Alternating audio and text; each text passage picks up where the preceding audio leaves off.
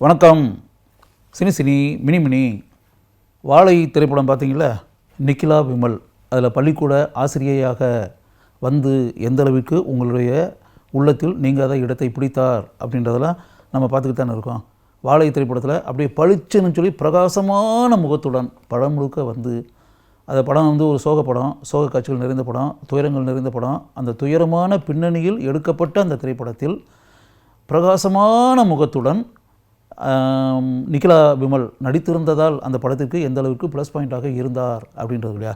அப்படியே நான் படம் பார்க்கும்போது உண்மையாகவே மாரி செல்வராஜை நான் பாராட்டுறேன். அந்த கதாபாத்திரத்திற்கு, அந்த ஆசிரியை கதாபாத்திரத்திற்கு, பூங்கொடி கதாபாத்திரத்திற்கு மிக அருமையான தேர்வு நிக்கிலா விமல் அப்படின்ற மாதிரி நான் மனசுக்குள் உணர்ந்தேன். இதில் என்ன ஆச்சரியமான ஒரு விஷயம் என்னென்னா, மலையாள திரைப்படங்களில் பல திரைப்படங்களில் நிக்கிலா விமல் நடிச்சு அப்படிங்கிறதுல ஆரம்பத்திலேயே 24x7 லவ் 24x7 அப்படின்னு சொல்லிட்டு மலையாள திரைப்படம். அதில் வந்து மலையாள திரைப்படத்தில் அந்த படத்தை திலீப்புக்கு ஜோடியாக அவங்க நடிச்சிருந்தாங்க. அந்த திரைப்படத்தை பார்க்கும்போதே இந்த பொண்ணு யார், இவ்வளோ அழகாக இருக்குது அப்படின்ற மாதிரி அந்த திரைப்படத்தை பார்க்கும்போதே நான் மலையாளத்தில் நினைத்தேன் அப்படின்றது. அப்போ வரும்போது என்ன, நான் கேரளா பீப்புள்கிட்டலாங்க கேட்டேன், இது யாருங்க இது நிக்கிலா விமல்னு போட்டு அப்படின்ன பிறகு அவங்க தான் சொன்னாங்க, இல்லை சார் இவங்க வந்து சைல்டு ஆர்டிஸ்ட்டாக ஏற்கனவே பல வருஷத்துக்கு முன்னாடி ஆக்ட் பண்ணியிருக்காங்க. பாக்ய தேவதை அந்த படம் நான் பார்த்துருக்கேன். சத்யன் அந்திக்காடு டைரக்ட் பண்ண படம். பாக்ய தேவதை படத்தில் இவங்க சைல்டு ஆர்டிஸ்ட்டாக ஆக்ட் பண்ணவங்க சார். இவங்க கண்ணூர் மாவட்டம், இவங்க இது குச்சிப்புடி பரதநாட்டியம்லாம் முறைப்படி கற்றுக்கிட்ட பொண்ணு இது அப்படின்ற மாதிரி சொல்லி சொன்னாங்க. அப்படி வரும்போது தான் அந்த பாக்ய தேவதை குழந்தை நட்சத்திரமாக நடிச்சு இருந்தப்போ அப்போ தான் அந்த படம் நான் பார்த்துருக்கேனே, ஓ அதில் ஒரு சைல்டு ஆர்டிஸ்ட் ஆக்ட் பண்ணது இந்த பொண்ணு தானா அப்படின்ற மாதிரி நான் மனசுக்குள்ளே நினைத்தேன். அதுக்கு பிறகு தமிழில் வந்து பஞ்சு மிட்டாய் மாப்பாக்கா ஆனந்த் அவர் கூட வந்து பஞ்சு மிட்டாயின்னு ஒரு படத்தில் வந்து ஒப்பந்தம் செய்யுது. அதுதான் தமிழில் நிக்கிலா விமல் நடித்த முதல் திரைப்படம். அந்த படம் ஆனால் வந்து கொஞ்சம் தாமதமாகத்தான் திரைக்கு வந்தது.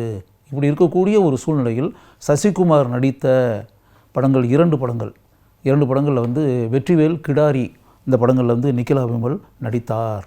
அப்படி வரும்போது அந்த திரைப்படம் எந்த அளவுக்கு அந்த ரெண்டு திரைப்படங்களும் மக்கள் மத்தியில் வரவேற்பு பெற்றன அப்படின்றது நமக்கே நல்லா தெரியும்ல.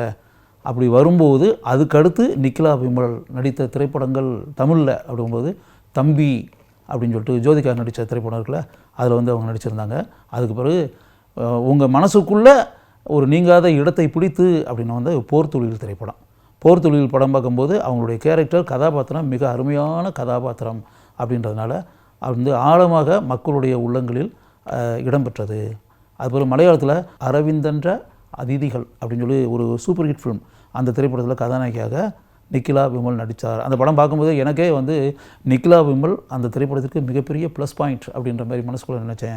அது பிறகு இந்த குழந்தை நட்சத்திரமாக இவங்க பாக்ய தேவதா திரைப்படத்தில் அறிமுகப்படுத்திய சத்யன் அந்திக்காடு இருக்கார்ல, கேரளத்தினுடைய மிகச்சிறந்த அருமையான இயக்குனர் சத்யன் அந்திக்காடு டைரக்ட் பண்ணார்னால அந்த படம் வந்து எல்லா படத்தையும் நான் பார்த்துருக்கேன் அவருடைய டைரக்ஷனில். எனக்கு ரொம்ப பிடிச்ச டைரக்டரு. ஏராளமான சூப்பர் ஹிட் திரைப்படங்களை இயக்கிய மிகச்சிறந்த இயக்குனர் சத்யன் அந்திக்காடு. அந்த சத்யன் அந்திக்காடு வந்து ஞான் பிரகாசன் அப்படின்ற பேரில் வந்து ஃபகத் ஃபாசிலை கதாநாயகனாக வச்சு ஒரு படத்தை இயக்கினார். அந்த படத்தினுடைய கதாநாயகி நிக்கிலா விமல்.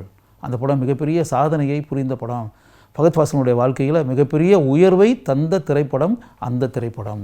அதுக்கு பிறகு மலையாளத்தில் வந்து நிறைய படம் வந்து நிக்கிலா விமல் ஆக்ட் பண்ணியிருக்காங்க. குருவாயூர் அம்பல நடையில் அப்படின்னு சொல்லி பிருத்திவிராஜ் ஆக்ட் பண்ண படம். அந்த படத்தில் வந்து பிருத்திவிராஜுக்கு ஜோடியாக நிக்கிலா விமல் நடித்து மக்களுடைய உள்ளத்தில் நீங்காத இடத்தை பிடித்தார். சமீபத்தில் வந்து ஒரு படம் வந்து ஜித்து ஜோசப் டைரக்ஷனில் ஒரு படம் நுணக்குழி அப்படின்னு ஒரு படம், அருமையான திரைப்படம், மிகச்சிறந்த திரைப்படம். அதாவது ஒரு திரைக்கதை அமைப்பது எப்படி அப்படின்றதுல ஜித்து ஜோசப் கிட்ட கற்றுக்கிறோம். ஜித்து ஜோசப் போது உங்களுக்கே தெரியுமா, திருஷ்யம் படத்தினுடைய டைரக்டர். அவர் எப்படி இந்த கதைகளை எடுக்கிறாரு, எப்படி திரைக்கதை அமைக்கிறாரு, இப்படியெல்லாம் படங்களை பண்ண முடியுமா அப்படின்னு சொல்லி நுணக்குழி திரைப்படத்தை பார்க்கும்போது எனக்கு அப்படியே ஜித்து ஜோசப் மேலே மிகப்பெரிய மரியாதை மதிப்பு உண்டானது. அந்த திரைப்படத்தில் மிகப்பெரிய திருப்பத்தை உண்டாக்கக்கூடிய கதாபாத்திரத்தில் கதாநாயகியாக நடித்திருந்தார் நிக்கிலா விமல் அப்படின்னு சொல்லிட்டு. அதனால் வந்து எப்படின்னா ஒரு மிகச்சிறந்த திறமைகள் கொண்ட நடிகைகள் அப்படின்னு சொல்லிட்டு நமக்கு வந்து கேரளத்திலிருந்து அப்படியே நிறைய நடிகைகளை தமிழ் திரைப்பட உலகத்திற்கு அவ்வப்போது எப்படியெல்லாம் வாய்ப்புகள் கிடைத்து உருவாக்கி அவர்களை இங்கு வலம் வர செய்திருக்கிறோம் அப்படின்றது இல்லையா. அந்த வகையில் பார்க்க போனால் அப்படிங்கும்போது நிக்கிலா விமல் வந்து அந்த வாழை திரைப்படத்தில் அவங்க வந்து எந்த அளவுக்கு மக்களுடைய உள்ளங்களில் நீங்காத இடத்தை பிடிக்கக்கூடிய அளவிற்கு தன்னுடைய திறமையை வெளிப்படுத்தி இருக்கிறார் அப்படின்ற ஒரு மலையாளத்தை தாய்மொழியாக கொண்ட பெண். அவங்க வந்து அந்த ஆசிரியை கதாபாத்திரத்தில், பூங்குடி கதாபாத்திரத்தில் அப்படியே வந்து நீங்கள் அப்படியே இப்போ கூட நீங்கள் அப்படியே மனசுக்குள்ள வாழை திரைப்படத்தை நினைக்கும் போது அப்படியே உங்களுக்கு நிச்சயமாகவே நிக்கிலா விமலுடைய முகம் அப்படியே சிரித்த முகம் அப்படியே மனசுக்குள்ளே தோணிக்கிட்டே இருக்கும்.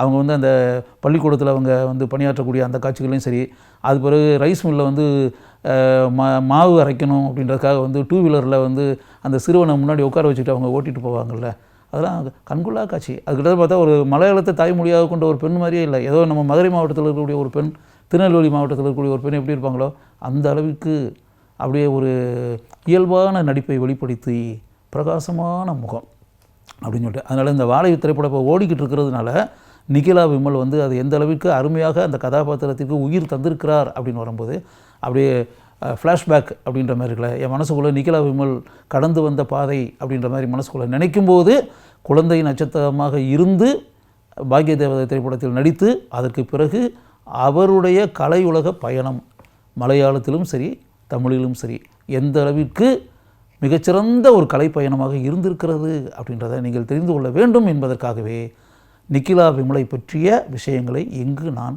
பதிவு செய்கிறேன்.